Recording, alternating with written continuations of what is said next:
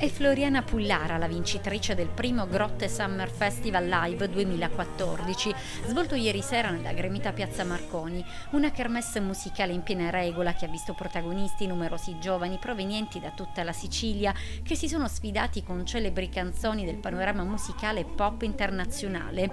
Terza classificata la diciottenne di Grotte, Angela Zaffuto, che ha cantato Perdere l'amore. Al secondo posto Romina Curto, anche lei 18 anni di Sommatino. Al primo posto con Somebody to Love la quattordicenne Floriana Pullara.